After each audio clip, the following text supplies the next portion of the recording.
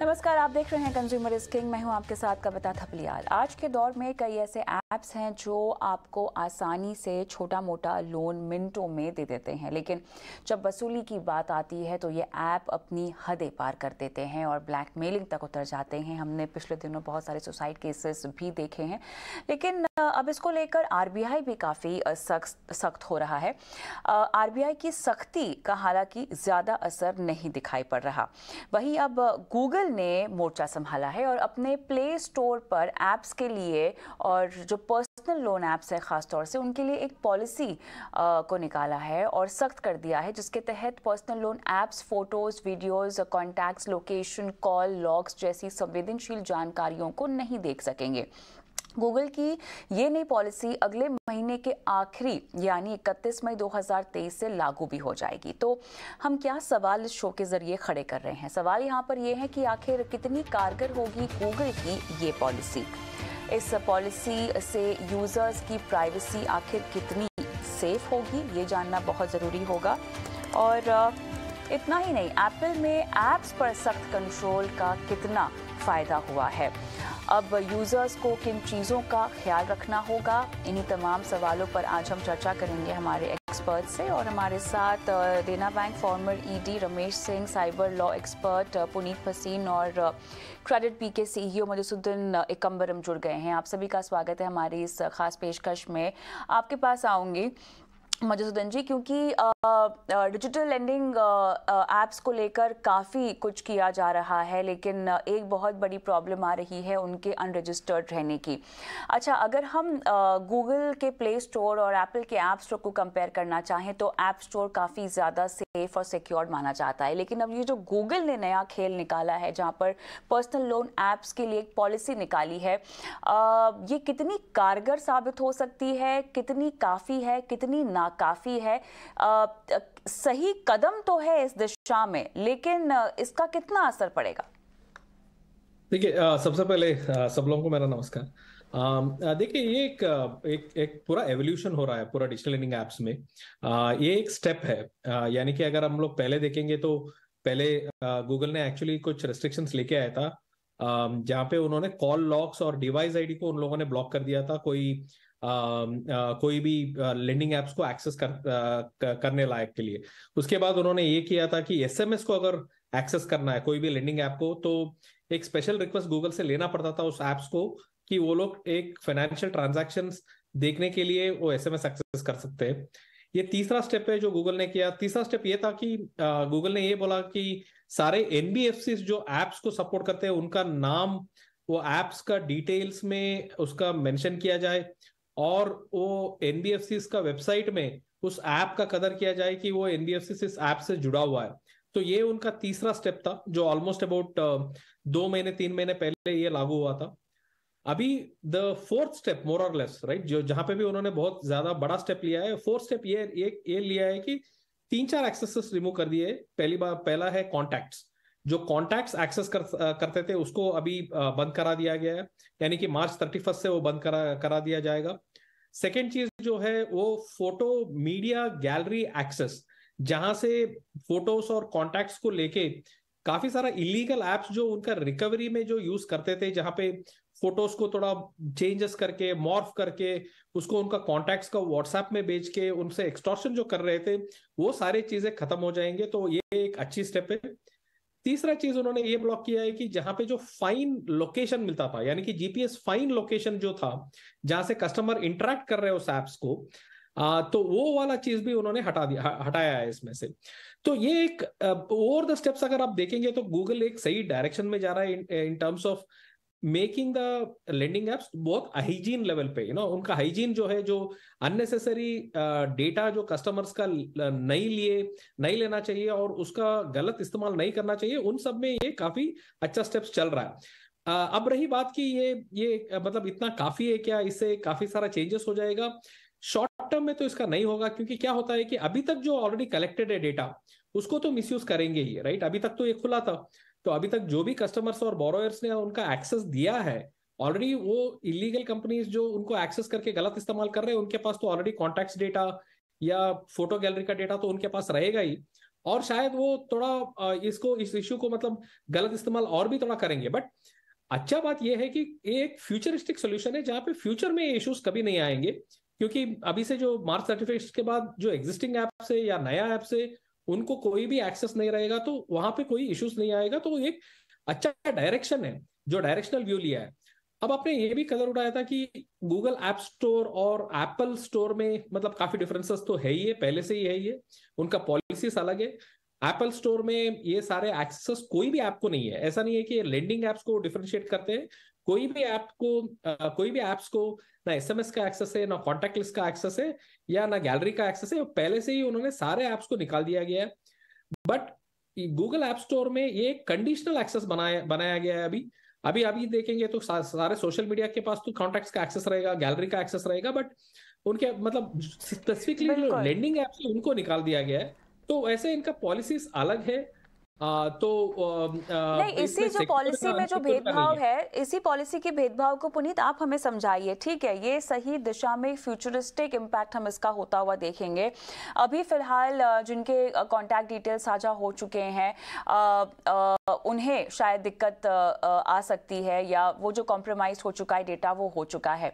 लेकिन बात केवल डेटा कॉम्प्रोमाइज होने की नहीं है, बात इन डिजिटल लेंडिंग एप्स के तौर तरीके जो हैं इनके काम करने के, उस पर भी कई सारे सवाल खड़े होते हैं, जहां पर ये ब्लैकमेलिंग करते हैं, इस हद तक ब्लैकमेलिंग करते हैं कि एक इंसान का जीना मुश्किल हो जाता है। बात यहां पर भी आकर रुक रही है। अच्छा, दूसरा, इन्होंने लेंडिंग एप्स को डिफरेंशिएट कर दिया है। कदम तो आपका सही है, लेकिन देखिए आप बाकी तमाम ऐप्स भी तो इस्तेमाल कर रहे हैं ना, वहां पर तो आपकी तमाम डिटेल्स शेयर हो ही रही हैं। अनलेस एंड अनटिल आप इतने जागरूक यूजर हैं जो वो परमिशंस नहीं देंगे तो फिर आपका ऐप डाउनलोड नहीं होगा। तो ये चीजें थोड़ी सी जटिल है, उसको हम लोग अलग से कैसे देखें पुनीत? देखिए, पहले तो ऑलमोस्ट जितने भी एप्स हैं, क्योंकि there is no concrete law as yet जिसमें हम ये कहें कि हर एक प्लेटफॉर्म जैसा गूगल हो या जो भी प्ले स्टोर अवेलेबल हैं, वो इस प्रकार के एप्स जो आपका पर्सनल डेटा कलेक्ट कर रहे हैं, इसको हम पर्सनल डेटा बोलते हैं, जो आपकी गैलरी, माइक्रोफोन, यहाँ तक कि आपके एसएमएस भी पढ़ रहे हैं। तो इन सभी एप्स को एक्चुअली एक्सेस नहीं जाना चाहिए। आपको एक एग्जांपल देती हूँ। आज आप केवल लोन एप्स की बात कर रहे हैं, परंतु अगर आप देखेंगे कि हमारे पास इतने केसेस आते हैं जिसमें क्लाइंट्स कहते हैं, जो लोग विक्टिम्स हैं, वो कहते हैं हमने अपना ओटीपी नहीं दिया। और सच्ची बात है, उन्होंने ओटीपी नहीं दिया, परंतु किसी फ्रॉडस्टर को ओटीपी कैसे पता चल रहा है? क्योंकि एप्स में आप परमिशन दे रहे हैं एसएमएस पढ़ने के लिए, ओटीपी एसएमएस में आ रहा है, और बैंक इस पे कंप्लीटली अपना पल्ला झाड़ देती है कि आपने तो अपना ओटीपी दिया था, क्योंकि उन्होंने एसएमएस भेजा और वही ओटीपी के हिसाब से ट्रांजैक्शन हुआ। तो अगर आप देखेंगे तो ठीक है, ये गूगल का पहला कदम है जो लोन एप्स का जो साइबर स्टॉकिंग हो रहा है, ऑनलाइन हैरेसमेंट हो रहा है, उसको कंट्रोल करने के लिए है। परंतु ये मुद्दा और भी ज्यादा गहरा है, जिसमें केवल स्टॉकिंग का ही इशू नहीं है, जहां पर इतने सारे एप्स आपका इतना डेटा कलेक्ट कर रहे हैं जिसका मिसयूज हर तरीके से हो रहा है। आज कितने सारे एप्स लोगों के गैलरीज से उनके पर्सनल मोमेंट्स, फोटोज सब अपलोड पोर्नोग्राफिक इंडस्ट्रीज के साइट्स पर कर रहे हैं, उससे पैसा और रेवेन्यू बना रहे हैं। मामला बहुत गहरा है। हाँ, पहला कदम ये है जो गूगल ने लिया है, परंतु बहुत दूर जाना अभी भी बाकी है। और ऐसे ही लॉज एक्चुअली और ऐसे ही पॉलिसी सारे एप्स के लिए होनी बहुत जरूरी है गूगल प्ले स्टोर पर। अगर आप जो दूसरा क्वेश्चन आप पूछ रहे थे, दूसरा सवाल आपका था जो एप्पल प्ले स्टोर के बारे में है। अभी एप्पल प्ले स्टोर भी एक लेवल पर उतना इफेक्टिव है जब तक आप उसको जेल ब्रेक ना करें। जैसे कि आपको एक एग्जांपल आपको समझाती हूँ। जब भी ब्लैकबेरी फोन्स थे, आपको उसमें ऑप्शन ये नहीं था, जो वो अलाउ कर रहे थे एप्स केवल आप उनको एक्सेस कर पा रहे थे। अगर कोई ऐप एडिशनल एक्सेस ले रहा था तो ब्लैकबेरी उसको प्लेटफॉर्म पर अलाउ ही नहीं कर रहा था। इसीलिए काफी लोगों ने उसको प्रिफर नहीं किया, एंड्रॉइड फोन प्रिफर करे, क्योंकि काफी रिस्ट्रिक्शंस थे ब्लैकबेरी में। तो आप ये समझिए लोगों को वो एक्साइटिंग नहीं लगा। परंतु अगर आप देखेंगे वो सबसे सेफ था। आज एप्पल में भी अगर आप फोन को उसी प्रकार से रखें बिना जेल ब्रेक किए, जिसमें वो सारे रिस्ट्रिक्शंस जो एप्पल इम्पोज कर रहा है, तो फिर आपको ये सब ऐप से दिक्कत नहीं होगी।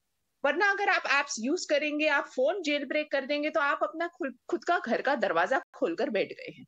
तो कोई अंतर नहीं होने वाला है इस सिचुएशन में। बिल्कुल।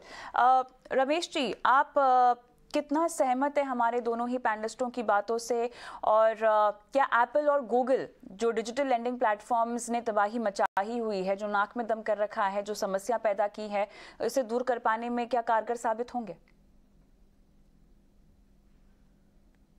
रमेश जी?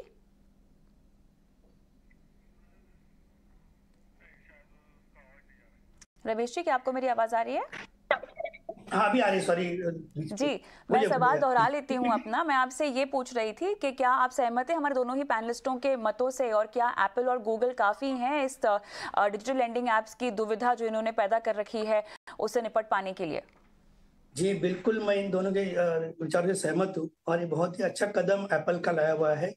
खास करके आप भी जानते हैं कि पिछले कुछ महीनों में ये प्लेटफॉर्म पे जो दिनों दिन इतने सारे लोन ऐप्स निकल रहे हैं, और आप भी जानते हैं कि काफी लोगों ने आत्महत्या भी कर ली है इनके हथकंडों से। जो रिकवरी के इनके होते हैं कि पैसे एक यहाँ हम लोग को 7-8 साल लग जाते हैं अपने डिपॉजिट को बैंक को 80% अप करने के लिए। यहाँ पे लोग महीने भर के अंदर पैसे 3 गुने 4 गुने पैसे मांगने लगते हैं।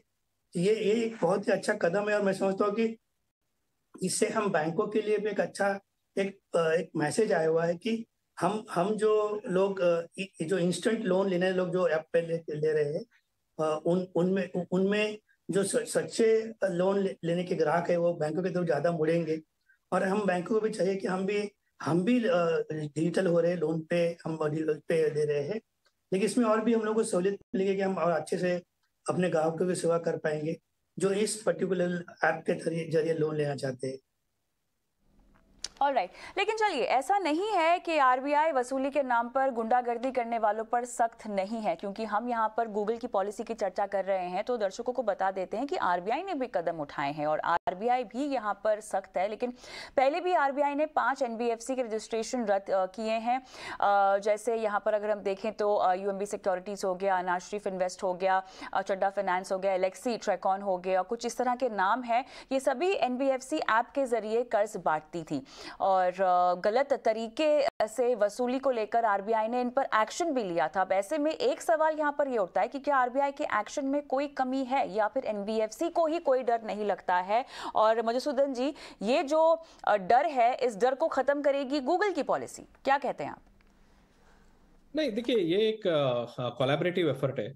पहली बात तो आरबीआई ने काफी सारा काम किया है। उन्होंने अपना डिजिटल लेंडिंग गाइडलाइंस निकाला है, उसके बाद उसके ऊपर एफएक्यू निकाला है। वहां पे क्लियरली ये लिखा गया है कि एनबीएफसी क्या आउटसोर्स कर सकते हैं, कौन सा उनका एक्टिविटीज को आउटसोर्स कर सकते हैं। जैसे कि जो अंडरराइटिंग है, मतलब जिस ग्राहक को पैसा देना है या नहीं देना है, वो जो डिसीजन है वो कोई ऐप को नहीं दे सकते, वो एनबीएफसी को एंड ऑफ द डे करना पड़ेगा।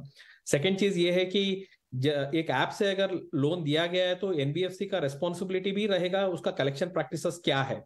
तो पहले क्या एक ऐसा प्रैक्टिस था कि अगर ऐप से अगर लोन ले लिया तो ऐप का जो कंपनी है वही लोग कलेक्शंस कर रहे थे, और वहां पे शायद बहुत सारे फेयर प्रैक्टिसेस कोड का गलत इस्तेमाल हो रहा था। तो ये एनबीएफसी को बहुत ही स्ट्रांग कर दिया गया है कि उनका ही रेस्पॉन्सिबिलिटीज रहेगा इन टर्म्स ऑफ कलेक्शंस और उसका फेयर प्रैक्टिस कोड पे ही।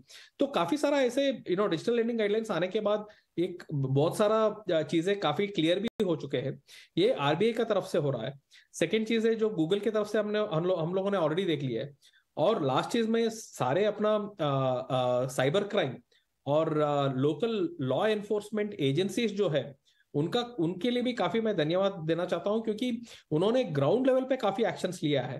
उन्होंने जाके काफी सारा इलीगल कंपनीज को बस्ट किया है, काफी कलेक्शन एजेंसीज के ऊपर रेड भी किया है, और ये सब एक कोलैबोरेटिव एफर्ट से अभी काफी क्लीन अप हो चुका है इंडस्ट्री में। ये पहले ऐसा नहीं था, राइट? तो अगर हम 2020 में देखें, तभी से ये सारा इश्यूज शुरू हुए थे। जब लॉकडाउन हुआ था उसी टाइम में काफी जैसे कदर किया गया था, अनफॉर्चुनेटली काफी सुसाइड्स भी हुए थे एंड व्हाट नॉट, वो सब 2020 में शुरू हुआ था। अभी देखिए उस पीरियड और ये पीरियड को अगर हम लोग कंपेयर करेंगे तो काफी बदलाव आ चुका है। और एनबीएफसी आजकल इतना आसानी से कोई ऐप के साथ काम नहीं करेंगे जैसे पहले होता था। अभी तो एनबीएफसी काफी डिलीजेंस करते हैं कोई ऐप के साथ काम करना हो तो काफी सारा जारी है और काफी राइट डायरेक्शंस में जा रहा है। तो एक इवॉल्विंग इंडस्ट्री है। देखिए डिजिटल लेंडिंग जो है वो एक नया एवोल्यूशनरी लेंडिंग सिस्टम है। इससे पहले तो ब्रांच में जाके सब कुछ करते थे। अगर 4-5 साल पहले देखते हैं तो ये डिजिटल लेंडिंग इतना प्रोमिनेंट नहीं था, बट आज का डेट में वो एक बहुत प्रोमिनेंट हो गया है। कोई भी ऐसा एक नया इंडस्ट्री अगर जब आता है तो विदाउट रेगुलेशंस और रेगुलेटरी बॉडी का सुपरविजन जब नहीं रहता है तो ये सारे जो चीजें हैं ये एक शॉर्ट टर्म इम्पैक्ट रहता है। बट ये डिजिटल लेंडिंग इंडस्ट्री काफी दिन तक रहेगा यहाँ पे और रेगुलेशंस आना जरूरी है। एसआरओस का एक मैं बात बोलना चाहता हूँ, जो सेल्फ रेगुलेटरी ऑर्गेनाइजेशन जो बोलते हैं उसका अभी कड़ी सख्त जरूरत है। वैसे मैं एक फेस बोल के एक बिल्कुल आप सही कह रहे हैं मधुसूदन जी, है। आप बिल्कुल सही कह रहे हैं मधुसूदन जी। ये जो सेल्फ रेगुलेटेड अथॉरिटीज हैं इन्हें मुखर होकर आगे आना होगा। और पुनीत कहीं ना कहीं सारी बात यहीं पर आ रही थी कि जो डिजिटल लेंडिंग एप्स दादागिरी करते हैं, ब्लैकमेलिंग करते हैं, गुंडागर्दी करते हैं, वो रजिस्टर्ड नहीं है, ठीक है। तो ऐसी बहुत बड़ी तादाद है इस तरह के एप्स की जो रजिस्टर्ड नहीं है। और कहीं ना कहीं अब जो गूगल ने ये सख्ती दिखाई है, जो पॉलिसी इनकी अभी अमल में आ जाएगी, उसमें एक डिक्लेरेशन फॉर्म की भी बात है। जरा आप हमें समझा सकती हैं कि किस तरह के डिक्लेरेशन की यहाँ पर बातचीत हो रही है और कैसे ये आरबीआई की गाइडलाइंस के साथ इन सिंक है? देखिए इसमें अभी जब भी आप लोन लेते हैं, ऐसे मनी लेंडर्स मार्केट में कई ज्यादा हैं। अभी डिजिटाइजेशन की वजह से मनी लेंडर्स ने भी अपना प्लेटफॉर्म डिजिटाइज कर दिया। तो पहले अगर सोचिए लोग अगर जाते थे कहीं पर मनी लेंडर के घर पर, उसकी दुकान पे, जो भी जहां पर बिजनेस चल रहा है उधर जाकर वो लोन लेते थे। अभी सिचुएशन में ये अंतर आया है कि क्योंकि टेक्नोलॉजी बढ़ गई है, इस प्रकार के एप्स अभी ज्यादा पॉपुलर होने लग गए हैं।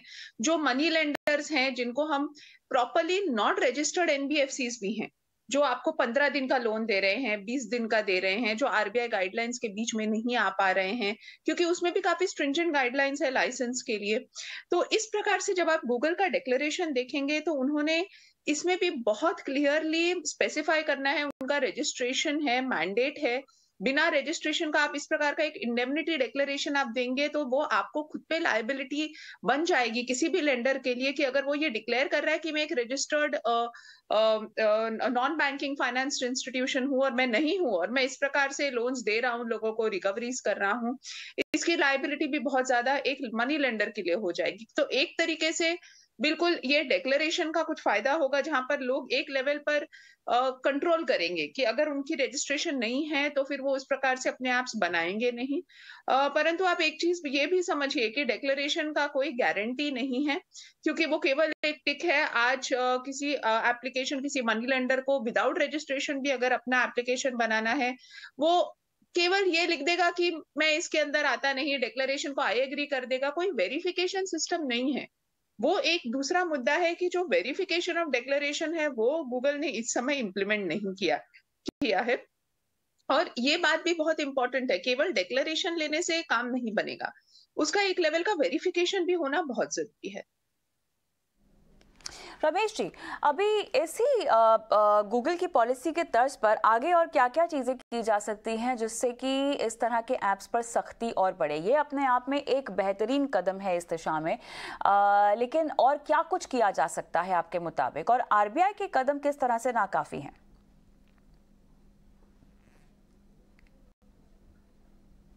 रमेश जी, चलिए यहाँ पे संपर्क टूट गया, लेकिन मधुसूदन जी आपसे ये सवाल मैं पूछती हूँ, आरबीआई की तरफ से और क्या कुछ सख्ती की जरूरत हमको लगता है कि होनी चाहिए?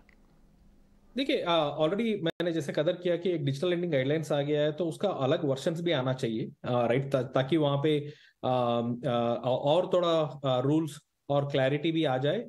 ये एक चीज है। सेकंड चीज मैं ये बोलना चाहता हूँ कि आज का डेट पे कोई एक एसआरओ को या सेल्फ रेगुलेटरी ऑर्गेनाइजेशन को आरबीआई को रिकॉग्नाइज करना पड़ेगा। तो ऐसा कोई रिकॉग्निशन अभी तक आया नहीं है, शायद वो इवेल्युएट कर रहे होंगे। तो एक सेल्फ रेगुलेटरी ऑर्गेनाइजेशन को रिकॉग्नाइज करके उसको थोड़ा बहुत अथॉरिटीज देना पड़ेगा, थोड़ा बहुत सुपरविजन और पोलिसिंग का अथॉरिटीज, ऐसे एसआरओ जो हम लोग बोलते हैं, जैसे पेमेंट्स एनपीसीआई जो है वो एक एसआरओ है जो पेमेंट्स कंपनीज को रेगुलेट करता है, वो एक सेल्फ रेगुलेटरिंग ऑर्गेनाइजेशन है आरबीआई के अंडर आता है। तो ऐसा एक ऑर्गेनाइजेशन का भी सख्त जरूरत है जो डिजिटल लेंडिंग और लेंडिंग एप्स के ऊपर ये सारे गाइडलाइंस लेके आए और उसका मॉनिटरिंग और सुपरविजन करे। तीसरी बात ये बोलना चाहता हूं कि काफी दिनों से एक व्हाइट लिस्ट ऑफ एप्स, यानी कि जो आरबीआई रिकॉग्नाइज करता है कि ये apps actually backed by NBFC से और सही मायने में काम कर रहे हैं बोल के, उनका अगर आरबीआई की तरफ से एक लिस्ट निकल जाए कि यही एप्स हमसे रिकॉग्नाइज्ड है, और जो भी ऐप लेंडिंग करना चाहता है, जैसे अगर कोई कंपनी लेंडिंग करना चाहते हैं तो उनको एक एनबीएफसी लाइसेंस का जरूरत है, वैसे ही अगर कोई भी ऐप अगर लेंडिंग करना चाहता है डिजिटली तो उनको आरबीआई का एक अप्रूवल चाहिए या एनबीएफसी वो अप्रूवल लेके आए उस ऐप को। ऐसा अगर प्रोसेस बना के वो सारे एप्स का अगर लिस्ट निकाल दे आरबीआई या कोई भी गवर्नमेंटल अथॉरिटी जो हो, मेटी हो सकता है, कोई भी हो सकता है, अगर ऐसा एक लिस्ट निकाल दे तो काफी सारा मामला इजी हो जाएगा कि गूगल भी बस उसी एप्स को होस्ट कर सकते हैं या एप्पल स्टोर में भी उसी एप्स को रहेंगे, और कस्टमर एजुकेशन बहुत स्ट्रांग हो जाएगा कि यही ऐप जो है वो लेजिटिमेट ऐप्स है और कोई ऐप लेजिटिमेट नहीं है। आज का डेट में जो एनबीएफसी का जो लाइसेंसिंग सिस्टम है, अगर सिमिलर और उसी मुताबिक अगर एप्स के ऊपर भी अगर एक ऐसा ही कुछ सिस्टम आ जाए तो ये काफी सारा आसान हो जाएगा, ये मेरा मानना है। शायद आरबीआई इसके ऊपर काम भी कर रहा होगा, बट अगर उसको थोड़ा बहुत तेजी से करके इसका लिस्ट निकाल दे तो वो काफी हेल्पफुल रहेगा पूरा इंडस्ट्री और सारे कस्टमर्स को भी। चलिए पुनीत, आप क्या कहेंगे? देखिए, इसमें गूगल अपने तरफ से बहुत अच्छा कर रहा है। इंडिया में इस समय ऐसा कोई कानून लागू नहीं हुआ है except for some guidelines. RBI guidelines are mandated for organisations in the finance sector. ये ऐसा नहीं है कि केवल गूगल ने भी उससे कंप्लाई करना है, हर प्ले स्टोर ने कंप्लाई करना है। तो ये इन्होंने अपने मन से अपनी रिस्पॉन्सिबिलिटी लेकर किया है, ये एक बड़ी बात है। परंतु यदि अगर हमारे देश में एक अम्ब्रेला लॉ ना हो जिसमें डेटा प्रोटेक्शन बहुत जरूरी है, app related specially app related data collection जो चल रहा है उस पर रेगुलेशन होना जरूरी है। तो जब तक एक बड़ा कानून नहीं बनता कि जो ये गुनाह करता है उसको क्या सजा मिलेगी, लोग सजा से डरते हैं। आज अगर आरबीआई गाइडलाइन भी बना ले, सेल्फ रेगुलेटरी बॉडी बना ले, हर चीज कर ले, पर जब तक कोई गुनाह, जब तक कोई तलवार सर पर नहीं है, कोई इंसान आसानी से कंप्लाई भी नहीं करता।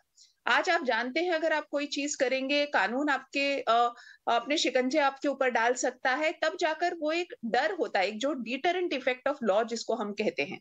तो जब तक इसको एक प्रकार से गुनाह को डिफाइन नहीं किया जाएगा, उसकी पनिशमेंट नहीं डिफाइन करी जाएगी, तब तक काफी सारे ऑर्गेनाइजेशंस, हम ये पॉलिसीज डेफिनेटली इंप्लीमेंट करना एक अच्छी डायरेक्शन में है, परंतु जब तक कोई पुख्ता कानून नहीं बनेगा तब तक आप देखेंगे कि लोग इसके अराउंड, इसके भी आजू बाजू से अपना काम करते रहेंगे। एक डर लोगों में नहीं होगा कि मुझे कंप्लायंस करनी है, मुझे ये लागू करना है। ये मुद्दा फिर भी चलता रहेगा। ऑलराइट, लेकिन चलिए यहाँ पर फिलहाल जिस दिशा में ये कदम उठाया जा रहा है, इससे इम्पैक्ट तो पड़ने में टाइम लगेगा और बहुत सारे कदमों की ज़रूरत भी होगी। एक आखिरी सवाल, समय लगभग ख़त्म ही हो गया है। मधुसूदन जी, जागरूकता लोगों में भी बहुत ज़रूरी है। सरकार और आरबीआई और तमाम तरह के प्लेटफॉर्म्स अपनी जिम्मेदारी निभाएंगे, जो कुछ बन पड़ता है वो करने की कोशिश करेंगे, नहीं करेंगे तो डंडा मार के करवाया जाएगा। लेकिन कहीं ना कहीं जागरूकता की जो कमी है उस पर भी थोड़ा सा फोकस करना चाहिए। लोगों को कैसे अपने आप इस बात को समझना होगा कि किस तरह की जगहों से, और स्पेशली फाइनेंशियली अगर आप कोई चीज़ ऑनलाइन कर रहे हैं, भले ही लोन ले रहे हो या ट्रांजैक्शन भी कर रहे हो, किस तरह से एहतियात बरतनी चाहिए? देखिए, पहले तो मैं इसमें मीडिया का शुक्रिया अदा करना चाहता हूं, क्योंकि काफी सारे ऐसे मुद्दे मीडिया में आते हैं और मीडिया ने इसको काफी सारा सेंसिलाइजेशन किया हुआ है। प्रिंट मीडिया हो या डिजिटल मीडिया हो या अपना टीवी मीडिया हो, तो वहां पे एक कस्टमर एजुकेशन, ये सारे जो प्रोग्राम्स भी होते हैं सारा कस्टमर एजुकेशन की तरफ ही राउटेड रहते हैं। तो ये एक काम जारी रहना चाहिए। सेकेंड चीज ये है कि जो बड़े से बड़े कंपनियां हैं जो डिजिटल लेंडिंग करते हैं, जो लीगली कर रहे हैं, कस्टमर एजुकेशन उनका एक पार्ट एंड पार्सल बनना चाहिए। क्योंकि आज का डेट पे सिर्फ customer education is not the वो एक प्रॉफिट अर्निंग कोई चीज नहीं है कोई कंपनी को, तो उनको इग्नोर नहीं करना चाहिए। कस्टमर्स को सारा एजुकेट करना चाहिए। जैसे म्यूचुअल फंड्स ने इतना सारा पैसा लगा के, टीवी एड्स लगा के उन्होंने म्यूचुअल फंड सही है जो वाला जो प्रमोशन किया हुआ है, ऐसा कुछ एजुकेशन सारे कंपनीज मिलके इकट्ठा होके उन लोगों को थोड़ा बहुत खर्चा लेके कस्टमर एजुकेशन पे ध्यान देना चाहिए। थर्ड चीज में मेरा कस्टमर से यही रिक्वेस्ट है कि जो भी मोबाइल्स में या एप्स में आई अग्री मतलब एक्सेप्ट करो और आगे बढ़ो, continue, I accept and continue, I agree, yes दबाना है, तो उसको ना आजकल हम लोग बहुत ही साधारण रूप से देखते हैं और उस पर ज्यादा ध्यान नहीं देते हैं। हमें लगता है कि ये क्यों पूछ रहे हैं और हम लोग बस उसको टैप कर देते हैं, यस अगर दिखा तो वहां पे यस लगा के आगे चल जाते हैं, और उसमें क्या लिखा गया है, क्या परमिशंस ले रहे हैं, क्या एक्सेस ले रहे हैं, उसके ऊपर हम लोग कभी भी कुछ भी कदर नहीं करते हैं। तो वो एक थोड़ा बहुत कस्टमर्स को थोड़ा बहुत तो ध्यान में रखना पड़ेगा कि वो किस चीज का एक्सेस दे रहे हैं और किस चीज का वो अग्रीमेंट्स में अप्रूव कर रहे हैं। तो ये थोड़ा बहुत एक सेल्फ अवेयरनेस जो घर में भी ये सब सारे एजुकेशन सिस्टम्स में आना चाहिए। स्कूल्स में आज का डेट में मैं एक ही ये करता हूँ कि काफी सारा सब्जेक्ट्स के ऊपर डिस्कशंस होता है, बट डिजिटल एक almost intrinsic part of life बन रहा है बच्चों का, इसमें भी जो मोबाइल्स के थ्रू गेम्स खेलते हैं, जो भी कर रहे हैं। तो पेरेंट्स का और स्कूलिंग का भी एक ये रहना चाहिए कि बच्चों को ये सिखाए कि क्या करना है, क्या नहीं चाहिए। तो कस्टमर एजुकेशन एक बहुत बड़ा मेन चीज है। जैसे डिजिटल इंडिया डिजिटाइज हो रहा है, लोन ऐप एक केस है, बट हर तरीके से इंडिया डिजिटाइज हो रहा है, तो वहां पे डिजिटल कैसे हम लोग डील करें, इसका एजुकेशन काफी डायरेक्शन से और काफी सारा मीडियम से आना चाहिए। तो ये तो 100% रहेगा, और ये एक बार का काम नहीं है, एक कंटिन्यूअस काम है, ये चलता रहना चाहिए और ज्यादा जागरूक हमें कस्टमर को बनाना चाहिए। सही कहा आपने। और चलिए इसी मैसेज के साथ शो को यहीं समाप्त करते हैं। बहुत बहुत धन्यवाद आप सभी का इस खास पेशकश में शामिल होने के लिए। मुझे भी इजाजत दें। नमस्कार।